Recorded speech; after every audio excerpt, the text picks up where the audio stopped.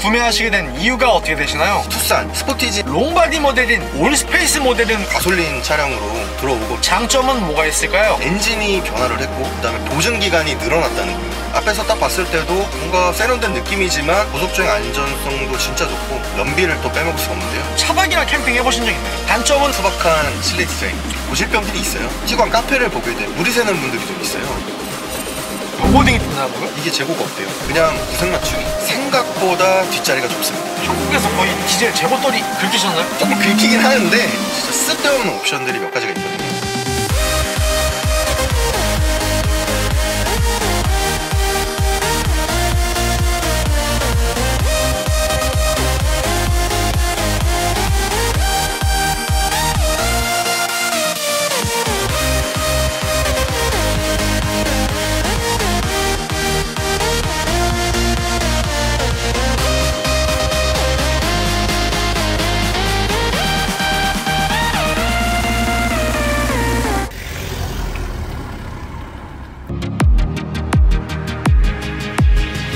안녕하세요, 한기사입니다. 폭스바겐의 전륜구동 플랫폼을 바탕으로 개발이 되었으며 2007년부터 생산하는 준중형 SUV 차량인 바로 폭스바겐 티구안입니다. 혁신적인 디자인과 풍부한 장점을 바탕으로 폭스바겐 티구안 구매를 고민하시는 분들이 굉장히 많으실 텐데요. 그래서 폭스바겐 티구안 차주분을 만나러 경기도 이천시에 도착했습니다. 가볍게 자기소개 한번 부탁드릴게요. 네, 안녕하세요. 저는 경기도 이천에 살고 있는 32살 직장인 이동희라고 합니다. 이 차량의 소개 좀 부탁드릴게요. 이 차량은 폭스바겐 티구안 2.0 TDI 디젤 모델이고요. 2022년 7월식이고 프레스티지 트림이며 4륜구동을 제외한 풀옵션 차량입니다. 그리고 차주님 이 차량은 5인승 모델인 거죠? 네, 이 차량은 5인승 밖에 없습니다. 그리고 차주님 이 티구안의 네이밍의 의미를 알고 계시나요? 타이거의 T랑 이구아나의 구안 합쳐서 티구안 아닌가요? 정확하십니다. 이 차량의 헤드램프가 호랑이의 눈 그리고 테일램프는 이구아나의 눈을 모티브로 디자인을 했기 때문에 이름이 티구안이라고 하더라고요. 그리고 2세대 티구안 모델이 2018년 4월달에 한국에 출시가 되었고 페이스리프트 모델이 2021년 7월달에 한국에 출시가 됐는데 그럼 이 차량은 2세대 페이스리프트 모델이라고 보면 되겠네요. 네, 맞습니다. 이 차량은 신차로 구매하신 건가요? 네, 신차로 구매했습니다.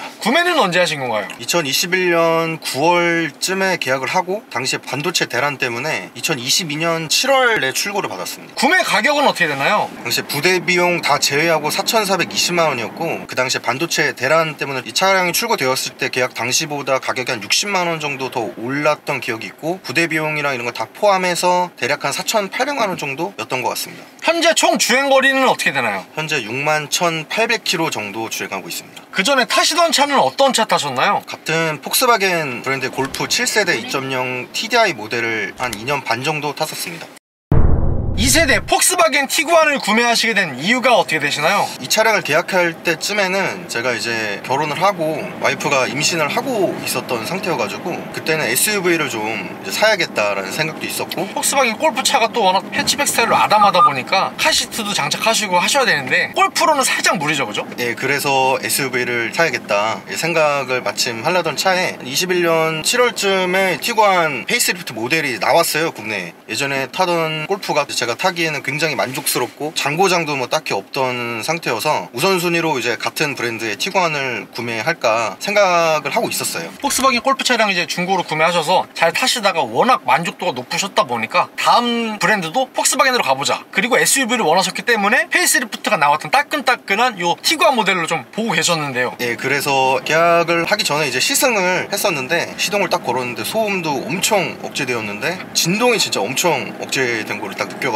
처음에 가솔린 차량인 줄 알았어요. 그 정도로 이제 좀 많이 좋아졌었고 그 다음에 이제 승차감이 제가 생각했던 것보다 골프에 비해서 많이 좀 컴포트했고 주행 안정성이라든가 직진 안전성, 주행감 이런 것들에 대해서는 거의 골프랑 다 비슷한 느낌을 받아가지고 되게 좋았었습니다. 그리고 폭스바겐 차량은 이제 북미 생산 차량 제타 뭐 이런 차량들을 제외하고서는 독일 생산 차량으로 대부분 나오는데 그 차량들이 이제 DSG 미션이 들어갔는데 이제 당시에 골프는 지금보다는 개선 전 6단 DSG 미션이 들어갔었는데 2단에서 3단 넘어갈 때 울컥거림이 엄청 심했어요. 멀미가 날 정도로 좀 심했었는데 근데 이제 요거를 시승했었을 때는 지금 현행 DSG 습식 7단 미션은 거의 토크 컨버터 미션이라고 해도 믿을 만큼 개선이 많이 되었어요. 거의 무슨 자동 미션 수준 정도로 많이 개선이 된 느낌을 받았고, 옵션이 그리고 너무 골프에 비해서 너무 풍부해가지고 거의 다 들어갔다고 생각하시면 됩니다. 그리고 차주님께서 전륜구동 모델로 구매를 하셨는데 4륜구동 제외하신 이유 있을까요? 전륜구동 대비 일단 가격이 사륜이 한 250, 300 정도 비쌌던 걸로 기억을 하고, 보통 도심에서 다니던 당시에는 전륜구동이면은 뭐 충분하다 생각을 했는데 저번 주에 폭설이 내리는 바람에 전국적으로 뭐 10몇 센치 왔죠. 그래서 그날 아침에 출근을 제대로 할 수 없는 상황이 오고 나서는 아, 4륜도 필요할 때가 있구나, 그때 한번 좀 느낀 건 있습니다. 그리고 이 차량 프리미엄 트림도 있는데 프레스티지 트림에다가 4륜 제외한 풀옵션으로 선택하신 이유 있을까요? 사실 티구안은 폭스바겐 브랜드가 다 마찬가지인데 내가 내비게이션을 넣고 싶다고 넣을 수 있는 게 아니라 트림별로 얘네들이 알아서 설정을 해놨어요. 그래서 그 당시에 이 티구안도 트림이 프레스티지 프리미엄 밖에 없었고, 프리미엄 대비해서 프레스티지가 이제 10.25인치 내비게이션이 들어가고, 그 다음에 뒤쪽 테일램프가 가만히 있을 때 전도등이 켜져 있으면 이렇게 노노노 표시가 뜨고, 또 갈 때는 고고고 이런 표시가 뜨면서 시인성도 많이 좋아졌고, 그 다음에 깜빡이가 턴 시그널 깜빡이가 들어가면서 좀 더 멋있었고, 무엇보다 이제 파노라마 썬루프가 추가가 되고 컴바이너 타입의 HUD 등등이 추가가 되다 보니까 프레스티지 트림을 선택하게 되었습니다. 그리고 차주님께서 이 차량 숏바디 모델로 구매를 하셨는데 롱바디 모델인 올스페이스 모델은 고민 안 해보셨나요? 당시에 올스페이스는 구형 모델이었고, 그때 당시에 페이스 리프트가 된 티구안은 국내에 나오지가 않았었고, 그리고 제가 이 차를 출고받고 몇 달 뒤에 올스페이스가 이제 국내에 들어온다 이런 얘기가 있었고, 실제로 들어왔는데 가솔린 차량으로 들어오고 또 토크 컨버터 미션으로 들어온 걸로 알고 있는데, 제가 주행거리가 이제 하루에 90km, 100km 정도 되다 보니까 유류비 면에서 조금 부담스러운 것도 있고, 그 다음에 일단 차량 가격이 지금 요 차량보다 한 500만원에서 600만원 가량 좀 더 비싸기 때문에 아마 제가 그 당시에 올스페이스가 들어왔었어도 이 차량을 선택하지 않았을까 싶습니다. 죄송한데요 차주님, 폭스바겐 모델이 유독 한국에서만 거의 디젤 재고떨이 마냥 디젤만 계속 들여오고 있잖아요. 네. 근데 오히려 가솔린 모델이면 게이득 아닌가요? 그거는 이제 차주님의 상황이나 운전 조건 이런 거에 따라서 좀 달라지지 않을까. 긁히셨나요? 조금?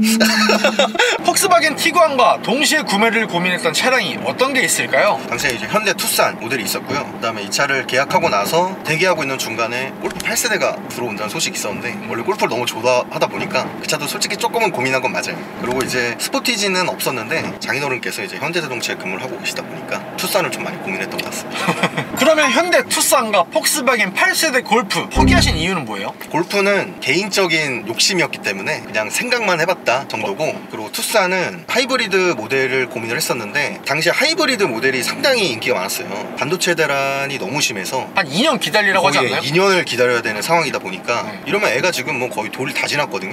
그래서 그나마 빨리 나오는 티구안을 사야겠다 생각을 했죠.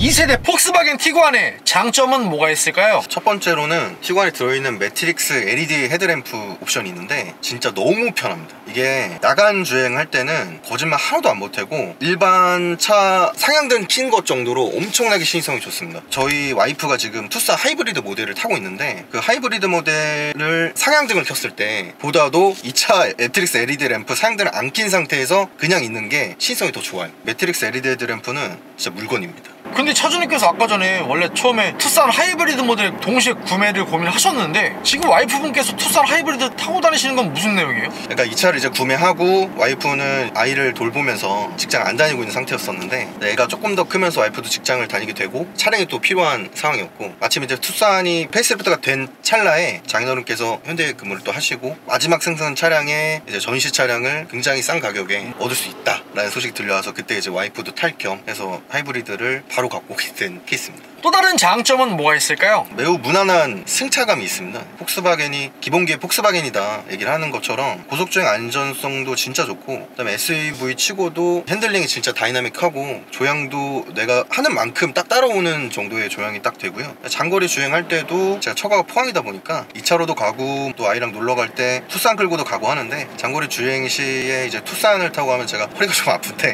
이 차는 딱히 그런 건 없는 것 같아요. 그리고 또 다른 장점은 엔진이 변화를 했고 그 다음에 보증기간이 늘어났다는 겁니다. 일단 기존의 엔진은 이제 EA288 엔진이 들어가는데 이게 이제 개선이 되면서 EA288 에보 엔진이 들어가면서 제가 알기로는 SCR 시스템이 바뀌어서 촉매를 2번 뿌린다고 알고 있어요, 요소수를. 그리고 DPF 자체에서도 질소산화물을 낮추는 역할을 하기 때문에 질소산화물 배출량이 80% 이상 저감되는 걸로 알고 있고, 내년인가 아마 유로7으로 바뀌는 걸로 알고 있거든요. 이 차는 유로7까지도 적용이 되게끔 해서 나온 차량인 것도 확실히 장점이고, 보증기간이 기존의 폭스바겐은 3년에 6만이었는데 5년에 15만 보증을 거의 이제 다 해준다고 생각하시면 되고, 그 다음에 원래 이게 페이스리프트가 된 차량이잖아요. 페이스리프트가 되면서 보통 요즘 현대기아 차량들 다 가격을 한 200에서 300만 원씩 올리는데, 이 차량은 페이스리프트가 되면서 가격이 200만 원 정도 떨어졌어요. 아, 오히려 떨어졌어요? 네, 떨어졌어요. 가격이요? 예, 그러니까 가격이 이야. 오히려 떨어진 차량이라서 저는 그 부분이 뭔가 그래도 비싸지만 그 부분이 뭔가 그래도 마음에 들었습니다, 당시에. 페이스리프트가 되면서 여러 가지 옵션도 많이 넣어줬고 보증 기간도 늘려줬고 엔진도 바뀌었는데, 그랬음에도 불구하고 페이스리프트 하면서 200만 원 가격을 인하해줬다는 건 이거 폭스바겐 진짜 칭찬할 만한 일이에요. 그리고 최근에 출연을 해주신 2022년식 폭스바겐 아테온 차주님께서도 중고차 구매하실 때 가장 중요하게 보셨던 포인트가 긴 보증 기간이었거든요. 보증 기간이 5년에 15만 킬로짜리를 구매하셔가지고 그 중간에 수리하면서도 이득을 많이 보셨다고 장점을 얘기해 주셨는데, 진짜로 6만 킬로에서 15만 킬로까지 보증 기간을 늘려준 건 그만큼 확실히 폭스바겐에서 공격적인 마케팅을 아주 잘하고 있는 것 같아요. 이건 칭찬할 만한 것 같아요. 저는 또 이 차량의 실외 디자인도 굉장히 좀 마음에 드는데요. 앞에서 딱 봤을 때도 뭔가 세련된 느낌이지만 SUV 특유의 강인함 같은 것도 갖고 가는 디자인이라고 저는 생각하고, 그 다음에 아우디 폭스바겐이 또 같은 그룹이잖아요. 그러다 보니까 턴 시그널이 가는 방향도 되게 좀 자연스럽고 그런 것들이 상당히 좀 마음에 듭니다. 그래서 이 차량 실루엣 디자인 보시게 됐을 때 2세대 전기형 티구안에서 후기형 티구안으로 페이스리프트가 되게 되면서 전체적으로 부드럽게 바뀐 디자인의 포인트들이 눈에 띄는데요. 가로 형태 와이드한 느낌의 라디에이터 그릴과 폭스바겐의 엠블럼이 조화롭게 들어가 있고요. 지능형 조명 제어 기능인 다이내믹 라이트 어시스트가 적용이 된 LED 매트릭스 헤드라이트와 LED 주간주행 등이 굉장히 세련되게 들어가 있고요. 그리고 측면부 보시게 됐을 때 준중형 SUV인 티구안의 컴팩트한 디자인이 인상이 깊은 것 같은데요. 요즘 현대기아차들 보면 측면부가 상당히 휘황찬란하게 접혀있고 각지고 이런 상태가 돼 있는데, 투싼이나 CS7 아반떼 이런 거 보시면 네. 거기 살짝 만지다가 저 한 2번 베었거든요. 네.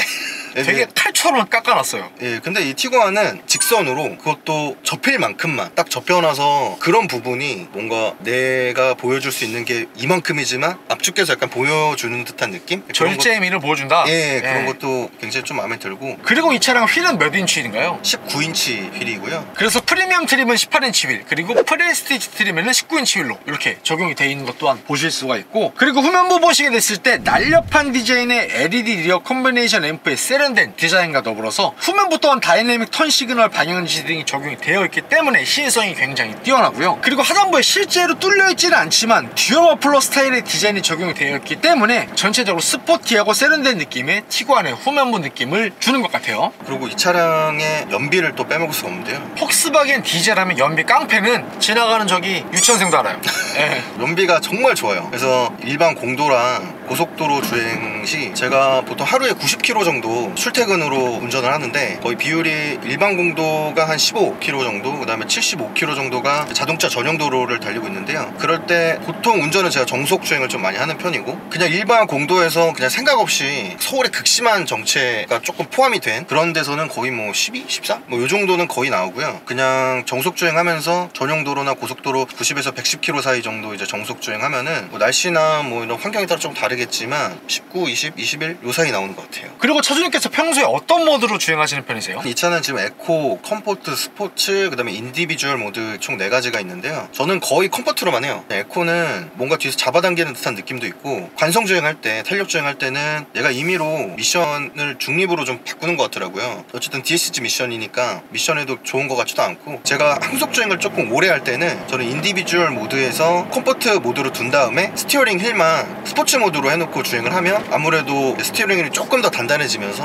훨씬 더 편하게 운전을 할 수 있어서 정속 주행할 때만 그런 모드를 사용하고 거의 다 컴포트로 주행을 하고 있습니다. 그럼 차주님께서 이 차량 운행하셨을 때 복합 평균 연비는 몇 킬로 정도라고 볼 수 있을까요? 일반 공도 3에 정속 주행 구간 한 7 정도를 복합적으로 봤을 때는 평균 한 17? 18? 그 정도 사이쯤 그냥 나오는 것 같아요. 그리고 이 차는 평소에 주유는 제가 주행 가능 거리가 한 250km 정도 남았을 때 8칸 중에 3칸 정도 남았을 했을 때 가득 주유하는 편이고 2000시가 1460원 하더라고요. 그렇게 했을 때 한 6만원 정도 비용이 나오는 것 같아요. 그럼 그렇게 100% 가득 주유하셨을 때 총 주행 가는 거리는 몇 킬로 정도 갈 수 있다고 보면 될까요? 보통 900에서 1000km 사이 그 정도 나옵니다. 또 다른 장점은 뭐가 있을까요? 폭스바겐 브랜드 치고 옵션이 상당히 풍부합니다. 물론 지금 현대기아 차량만큼은 아니겠지만 거기에 준수할 만큼 풍부해요. 근데 좀 의아했던 게 뒷자리에 3존 에어컨 공조 시스템이 들어가요. 좀 웃긴 거죠. 되게 엔트리 모델인데 뒷공간에도 온도 조절할 수 있는 3존을 만들어 줬다는 게 그게 제가 알기로 또 비용도 좀 더 많이 들어가는 걸로 알고 있는데 약간 의아하면서도 그래도 모두를 좀 신경 쓰는 브랜드인 것 같구나 그런 생각은 좀 듭니다. 사실 이 차량의 엔진 같은 경우는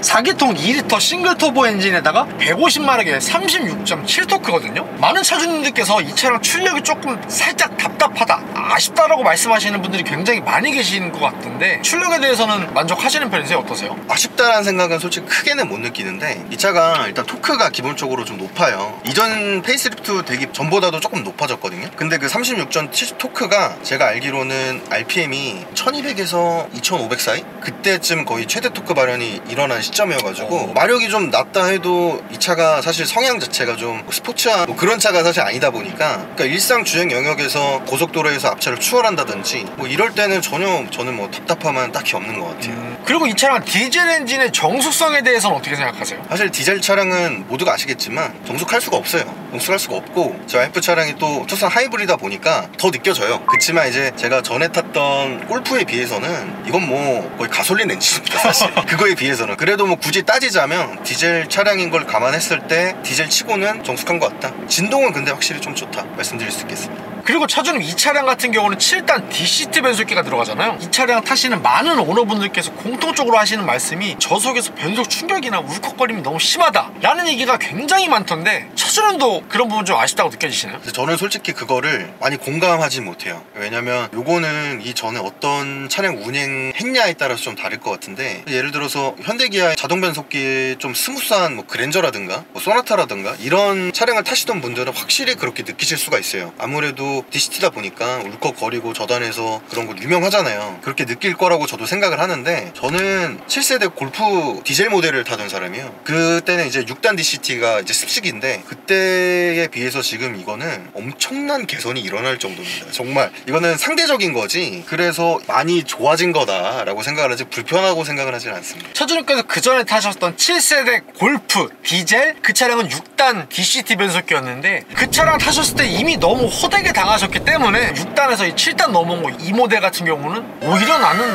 해자다. 그리고 또 다른 장점 하나는 요즘 외제차들 뭐 BMW라든지 벤츠라든지 요즘 이제 아파트 살면은 이중주차를 안 할 수가 없거든요. 근데 BMW 같은 경우는 뭐 이중주차가 되는 차가 있을 수도 있지만 제가 알기로는 거의 다 안 되는 걸로 알고 있어요. 벤츠 차량도. 근데 얘는 이중주차가 돼요. 진짜 장점입니다. 이중주차가 그냥 우리가 현대기아처럼 파킹에 두고 시동을 끈 다음에 N으로 바꾸는 게 아니고 N 상태에서 시동을 끌 수가 있어요. 그리고 이제 문을 다 내린 다음에 차문을 잠그고 백밀러를 이제 접고 차키를 꾹 누르고 있으면 문이 닫힙니다. 그렇게 이중주차는 가능은 해요. 폭스바겐에서도 공식적으로 이걸 홍보를 하더라고요.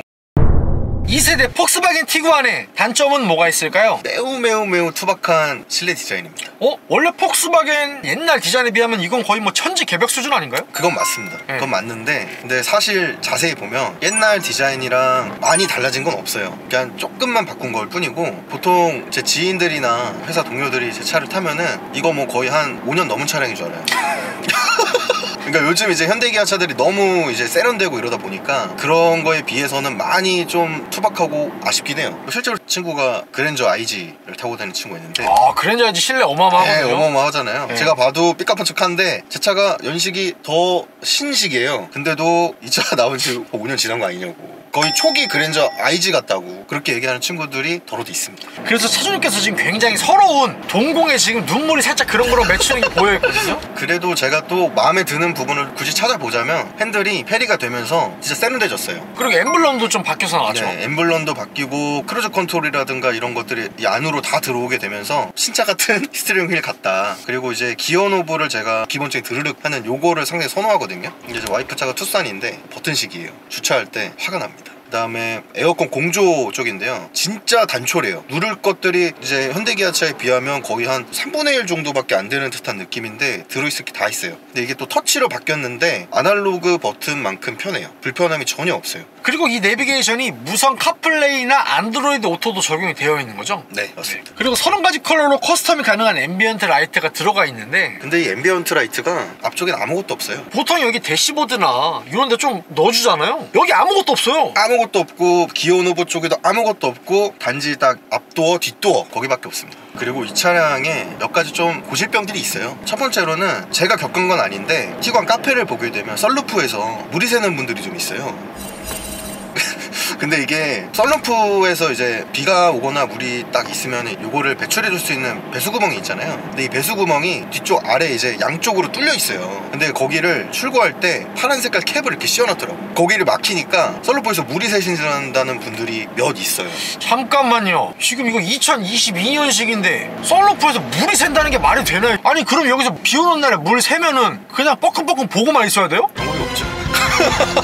근데 그래서 그 서비스 센터에도 이런 것들 때문에 오시는 분들 분명 있을 거란 말이에요. 그럼 그 테크니션 분들이 그걸 알 텐데, 그럼 뒤쪽에 배수 구멍을 출고할 때 제거를 차마 못 해줬더라도 그분들은 그거 알면은 그걸 제거를 해줘야 된다고 저는 생각을 하거든요. 배수 구멍을 제가 뗐어요. 지금 말씀을 종합을 해보자면 그 위에 썬루프 쪽에 물이 고였을 때 그걸 배수해주는 배수 구멍이 있는데, 그게 출고 당시에는 캡 같은 걸로 막혀 있는데 그걸 빼면 그때부터 물이 안 새요? 그런 걸로 알고 있어요. 근데 또 아닌 분들도 있긴 있겠죠. 그러면 또 다른 고질병은 뭐예요? 저도 간헐적으로 나타나는 현상인데, 주행을 하다 보면 어댑티브 크루즈 컨트롤이 들어가 있는데 어댑티브 크루즈 컨트롤을 사용할 때는 그런 적이 없어요. 근데 사용하지 않고 지금처럼 그냥 갈 때는 가다가 갑자기 경고등이 떠요. 그러면서 일시적으로 레인 어시스트를 사용할 수 없습니다. 뜨는 고질병이 있어요. 예? 저도 겪어요. 이제 고속도로 탔으니까 이제 크루즈 컨트롤 좀 켜봐야지 하고 딱 버튼 누르려고 하고 대기 중인데 갑자기 경고등 띵 뜨더니 어댑티브 크루즈 컨트롤을 사용할 수 없습니다라는 경고등이 뜬다고요? 맞습니다. 근데 그게 뭐 언제 나타날지는 모르는 거고 복불복이고요. 네, 복불복이고, 다만 저도 일상 주행할 때는 뜬 적은 있지만 크루즈 컨트롤을 사용하고 있을 때 이게 뜨면서 꺼진 적은 없어요. 그걸 좋아해야 되는 거예요? 좋아할 게 아니죠. 그래서 저만 그런 줄 알았는데 카페를 보면은 그런 분들이 상당히 많고, 이게 또 한 15분 이렇게 가다 보면 알아서 없어져요. 대부분은 그렇게 없어지는데 그게 또 아닌 분이 있더라고요. 그렇게 해서 서비스 센터 이렇게 갔을 때는 또 이 차가 부품이 많이 바뀌고 이러다 보니까 핸들에서 불량이 있나 봐요. 그것 때문에 정확히 모르겠지만 이거를 교체해야 된다는 판정을 받는다고 하는데 이게 재고가 없대요. 몇 달을 기다려야 들어온다. 그런 분들이 있더라고요. 네, 카페에서. 네, 그리고 세 번째로 후방 카메라랑 서라운드 뷰 시스템이 들어가 있는데, 또 주행을 하다 보면 갑자기 내비게이션 상단에 일시적으로 주차 카메라를 사용할 수 없습니다 라는 문구가 떠요. 그리고 그 즉시 이제 차를 세워가지고 후방 카메라를 이제 한번 제가 본 적이 있어요. 봤는데 차량 기어를 후진으로 딱 놓는 순간 삑 하고 뜨잖아요? 그냥 까맣니다. 그래서 이게 좀 이상해서 제가 시동을 꺼보고 다시 해본 적이 있어요. 다시 해보고 기어 노브를 뒤로 딱 옮기는 순간 화면에 떴는데 지지직 하면서 거의 알아보기 힘들 정도로 뜬 적이 있어요. 근데 이것도 주행하다가 간헐적으로 나타나는 현상인데, 주행을 한 30분 이렇게 하다가 제가 그냥 회사에 딱 도착을 하잖아요. 그리고 주차하려고 딱 보면 그때 또 잘 돼요. 왜 그런지는 모르겠어요. 그리고 이 차량에 후방 카메라랑 서라운드 뷰 시스템이 있는데 화질이 진짜 이거 뭐 거의 쌍팔년도입니다. 보라고 만들어 놓은 게 아니에요. 거의 무슨 21세기가 아닙니다. 아니 지금 뭐 1993년도에 뭐 슈퍼마리오 팩 꽂아서 하는 느낌이에요. 제가 그때 태어났습니다. 그러니까요. 거의 그 정도 화질이에요. 근데 이제 제가 국내에 들어오는 폭스바겐만 이게 안 좋은 건가 생각을 했는데, 다른 이제 유튜버로 독일에서 생산된 요거랑 같은 차들 이제 보잖아요. 화질이 똑같아요. 근데 제가 이 자료 조사를 하다 보니까 주차를 할 때 전방이나 측후방 센서 이런 것들이 너무나 예민해가지고 소리가 너무 크고 소리 볼륨 조절도 안 된다, 이런 얘기 굉장히 많았거든요. 차주님도 동의하세요? 맞습니다. 이게 센서가 상당히 민감하긴 한데, 근데 어쨌든 저는 이제 집에 투싼이 있잖아요. 근데 보면 어떤 이 주행하면서 측후방이라든가 이런 센서들은 현대보다는 좀 덜 예민한 것 같아요. 뭐 뒤에 이제 사람이 있어서 급제동을 하는 뭐 이런 옵션들을 얘도 갖고 있는데, 그런 것들은 제 생각엔 현대보다 이게 좀 덜 예민하거든요. 운전할 때 크게 방해가 좀 덜 되는 느낌인데, 주차할 때 이 측후방 센서나 이런 것들 소리가, 일단 현대는 삐삐삐삐 하잖아요. 얘는 고함을 질러요. 근데 볼륨 조절이 샤우팅을 해요? 예, 볼륨 조절이 되기는 돼요. 안 되는 건 아니에요. 조절을 할 수가 있는데 최소로 낮춰도 고함을 고함을 질러요. 꺼지는 게 아니고요? 네, 최소를 낮춰도 고함을 지릅니다. 와이프분께서 타시는 투싼 센서 소리에 비해서 얼마나 큰가요? 10배? 아, 그 정도로요? 그러니까 뭐 실질적으로 10배가 아니더라도 느끼는 거는 진짜 시끄러워요. 그리고 이제 시동이 걸린 상태에서 파킹을 걸어놓은 상태에서 운전석 문을 열 수가 있잖아요. 열면 고함을 지릅니다. 또 아니, 파킹 걸고 정차시에다 문 열고 나갈 수 있잖아요. 뭐 주행 중도 아니고요. 근데도 무슨 막 알람이 떠요? 여기에 이 앞에 엔진이 시동이 걸려 있습니다 뜨면서 갑자기 고함을 삐삐삐 3회 딱 울립니다. 끄고 싶은데 끌 수가 없어요. 또 다른 단점은 뭐가 있을까요? 생각보다 뒷자리가 좁습니다. 올스페이스는 제가 못 봤지만 훨씬 넓을 테지만 뒤쪽에 애기 카시트가 있어요. 제 운전 시트 포지션에 맞췄을 때 아기가 발로 제 시트를 계속 찹니다. 그래서 그거 많이 좀 아쉽고, 근데도 불편함이 있는 건 아니에요. 그냥 일반적인 승객을 태웠을 때 많이 만족스럽고 괜찮은데 아이가 있을 때는 조금 좁을 수 있다.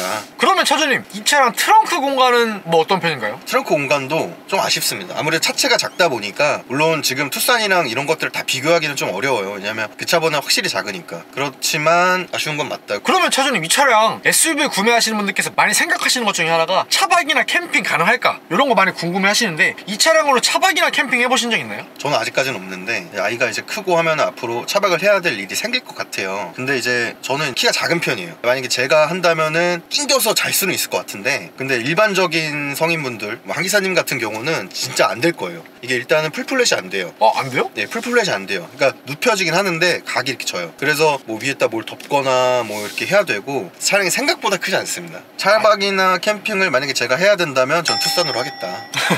그리고 이 차량에는 옵션이 많다고 설명을 드렸지만 진짜 쓸데없는 옵션들이 몇 가지가 있거든요. 가격 상승해가지고 주범인 녀석들이에요. 이게 왜 넣는지 솔직히 잘 모르겠는데, 첫 번째로 이 차가 자동 주차 기능이 있어요. 저도 궁금하니까 한번 해봤어요. 근데 이제 보통 주차를 하면은 브레이크를 밟으면서 주차를 할 수밖에 없잖아요. 그러면 자동 주차면 얘가 스스로 브레이크를 밟아줘야 되잖아요. 근데 그거를 제가 밟아야 돼요. 자동 주차인데 브레이크는 내가 해야 돼요. 그러니까 실질적으로 쓸모가 없는 거예요. 자동 주차가 아니고 그냥 반자동 주차 아니에요? 반자동 주차가 맞는 것 같아요. 보통 제네시스나 이렇게 현대기아 차들 자동 주차는 우리가 내려서 버튼 누르면 지가 알아서 들어가잖아요. 그게 아니고 내가 안에 타 있고 맞습니다. 자동 주차는 해주는데 브레이크는 내가 눌러줘야 된다. 맞습니다. 그리고 불안해요 사실. 그리고 두 번째는 MIB3 시스템으로 이게 변경된 걸 알고 있어요. 음성인식 지원을 하니 뭐 이렇게 얘기가 막 나오고 좀 더 부드러워졌네 뭐네 하는데 버벅거려요. 버벅거리고 부드럽지 않고, 이 터치감이나 이런 것들이, 그다음에 뭐 겉에서 이렇게 살짝 되면은 넘어가는 뭐 제스처도 인식하잖아요. 제스처 인식도 있는데 사실 별로 실질적으로 쓸 일도 거의 없고, 헬로 폭스바겐 이렇게 외치면은 얘가 딱 튀어나오거든요. 얘 무엇을 도와드릴까요? 얘가 얘기를 해요. 거기까지밖에 할 수 있는 게 없어요. 누구한테 전화 걸어줘 하면은 지금은 음성인식을 할 수 없습니다. 부르면 나오긴 나오는데 나오기만 합니다. 하는 건 없고 그냥 멀뚱멀뚱 서 있는 거예요? 네, 할 수 있는 게 없어요. 부르면 네밖에 못 하는 애예요. 이 기능 왜 있는 거예요 그럼? 저도 모르겠어요. 그리고 그때 아태원 차주님도 말씀하셨던 것 같은데, 핸드폰 무선 충전이 인식을 잘 못하고 올려놓아서 인식을 했다고 해도 충전 속도가 너무 느리고, 그거까지도 그렇다 쳐요. 근데 발열이 어마무시합니다. 이거는 쓰려고 만들어 놓은 게 아닙니다. 그냥 구색 맞추기? 그런 느낌으로밖에 생각할 수가 없어요. 차주는 근데 자료 조사를 하다 보니까 티구안 올스페이스 모델에는 앞좌석에 통풍 시트가 추가가 가능한 걸로 알고 있거든요. 하지만 이 차량은 통풍 시트가 추가가 안 되잖아요. 추가하고 싶어도 못하죠. 많이 서운합니다. 차주님 정말 죄송한데 이 차량 디젤 단일 유종으로만 판매하고 있잖아요. 한국에서 거의 디젤 재고떨이 맞죠? 사실 어떻게 보면 재고떨이 하는 거죠. 긁히셨나요? 조금 긁히긴 하는데 저는 그렇게 생각해요. 요즘 이제 현대기아도 디젤이 사라지는 추세고, 근데 그게 이유가 사실 얘네들이 만들고 싶지 않아서 안 만드는 게 아니고, 이제 세계적인 흐름이 유로 7이 되면은 그거에 충족하는 배출가스라든가 이런 거에 맞는 엔진을 개발을 해야 되는데, 그게 또 비용이 상당히 많이 들잖아요. 근데 폭스바겐이나 뭐 아우디 여타 이제 다른 브랜드 같은 경우는 아직까지도 거기 개발비를 투자를 하고 있는 것 같아요. 왜냐면 얘만 하더라도 유로 7에 충족이 되는 지금 상태다 보니까, 그런 거를 생각해 보면 물론 폭스바겐이 디젤 생산하는 거를 좀 명예롭게 생산할 수 없는 브랜드잖아요. 그렇지만 그래도 디젤에 대해서 좀 진심은 아닌가 싶은 생각은 있어요. 폭스바겐 티구안의 한 달 유지비는 어떻게 되나요? 당시 차량 가격은 이제 4,460만 원이었고 폭스바겐 파이낸셜을 이용하면은 그때 차량 가격을 3%였나 정도 할인을 해준다 해가지고 1,000만 원에 3년 할부를 진행했었고 그다음에 3개월 뒤에 그걸 다 전액 상환해가지고 지금은 차량 가격은 그때 일시납했다 생각하시면 됩니다. 그리고 보험료는 제가 만 30세 이상 기준으로 해서 자차 포함해서 85만원 전후 정도 냈던 것 같고요. 자동차세는 2000cc 기준으로 1년에 50만원, 51만원 연납으로 내고 있습니다. 그리고 연비 같은 경우는 제가 고속주행 7 그리고 일반 공도주행 한 3 정도 했을 때 보통 평균적으로 한 18km 정도 나오는 것 같고요. 제가 보통 주유를 할 때 그 계기판산 한 3칸 정도 남았을 때 가득 주유를 하고 있는데 2000cc 기준으로 경유값 1460원? 그 정도 됐을 때 가득 주유를 하면 한 6만원 정도 나오는 것 같아요. 그랬을 때 총 주행 가는 거리는 900에서 1000km 사이쯤 되는 것 같습니다. 그래서 제가 한 달 평균 한 2500km 정도 주행했을 때 현재 한 기름값 1460원 기준으로 약 한 20만원 정도 나오는 것 같습니다. 그리고 엔진오일 교체는 처음에 차를 샀을 때 엔진오일 쿠폰 5회를 줘서 정식 서비스 센터에서 교체를 처음에 한 5000km 때 한번 하고 그 다음에 7000에서 8000 사이쯤 엔진오일 교체를 쭉 하다가 지금은 제가 아는 카센터 업체에 제가 엔진오일을 사서 갈고 있고요. 그리고 폭스바겐 센터에서 이제 오일을 교체하게 되면 이 차량마다 해서 가격이 정해져 있는데 거의 항시 이제 할인을 해요. 그래서 보통 제 차 같은 경우는 2회에 29만 8천원? 뭐 그 정도에 판매를 하고 있더라고요. 그러니까 보통 1회 한 15만원 정도다. 이게 할인이 된 가격인데 거의 항시하고 있다 이렇게 생각하시면 되고 또 제가 사서 갈면은 엔진오일 요게 한 6리터 정도 들어가요. 5.5리터 6리터 정도 들어가는 거 기준으로 한 8만원 공인비 한 3만원에서부터 한 11만원 정도 나오고 있습니다. 타이어는 요 차량 같은 경우는 지금 235 50에 19인치 타이어가 들어가고요. 출고 타이어는 그 피렐리 스콜피온 베르데 이 서머 타이어예요. 그래서 요 차를 아마 사시는 분들은 크루젠이나 보통 많이 쓰는 아니면 다이나 프로 같은 거 기준으로 봤을 때 한 짝당 한 15만원 그래서 공임이 다 포함해서 4짝 갈면은 한 80만원 정도에서 90만원 사이쯤 생각하시면 됩니다. 요소수는 에드블루 제품을 한번 넣어주시면 되고요. 보통 12,000km, 15,000km 그 정도에 한 번 정도 구매하는 데는 한 12,000원, 11,000원 정도 10리터 넣어주시면 됩니다. DPF는 사실 관리하는 게 뭐 정속주행을 그냥 꾸준히 해주는 게 가장 좋은 거라고 저는 생각을 해서 거의 항속주행을 저는 거의 매일 20km 이상 거의 30km 가까이 하고 있기 때문에 딱히 그걸 위해서 뭐 첨가해보거나 뭐 그런 적은 없습니다. 2세대 폭스바겐 티구안을 구매하신 걸 후회하시진 않나요? 후회하지는 않습니다. 전체적으로는 만족합니다. 그럼 차주님께서 이 차량에 대해서 100점 만점에 몇 점 주실 수 있을까요? 85점 정도 줄 수 있을 것 같습니다. 그럼 15점 까인 이유는 뭐 어떤 이유예요? 저희 집에 투싼이 있잖아요. 투싼을 타보니까 확실히 많이 실용적이에요. 이 차에 비해서 여기는 한국이지 독일이 아닙니다. 그래서 뭐 정비성이라든지 뭐 부품 가격 이런 것들이 아무래도 더 비싸고 차 가격도 사실 같은 동급 대비 더 비싸기 때문에 그런 부분에서는 많이 감점이 될 수밖에 없고 또 디젤밖에 없는 것도 단점이 될 수밖에 없습니다. 마지막으로 하고 싶으신 말씀 있으실까요? 폭스바겐이라는 브랜드 자체가 우리나라에 지금 한 아이를 갖고 있는 아빠들에게 입문할 수 있는 저는 최고의 브랜드라고 생각을 해요. 티구안 같은 모델은 폭스바겐에서도 골프랑 마찬가지로 전 세계적으로 상당히 많이 팔린 모델이고 국내에서도 되게 많이 팔린 모델이라서 여타 이제 다른 인기 있는 브랜드 몇몇을 제외하고도 부품 수급이 생각보다는 굉장히 원활한 차량 중에 하나고요. 기본기도 아주 탄탄하고 요거는 타보면 알 수 있는 부분이고 뭐 아까 제가 투싼이 더 실용적이다 얘기는 했지만 사실 이 차도 상당히 실용적인 차예요. 외제차 치고는 국산차가 이제 조금 지겹다 나 좀 새로운 거를 타보고 싶다 하시는 분들에게는 정말 적극적으로 좀 추천해 줄 수 있는 브랜드라고 말할 수 있을 것 같습니다. 구독과 좋아요 살포시 부탁드리고요. 그리고 제가 차주 인터뷰 촬영을 위해 전국 방방곡곡 가고 있으니 아래에 있는 메일 주소로 출연 신청 부탁드리고요. 형님들 오늘도 좋은 하루 되세요.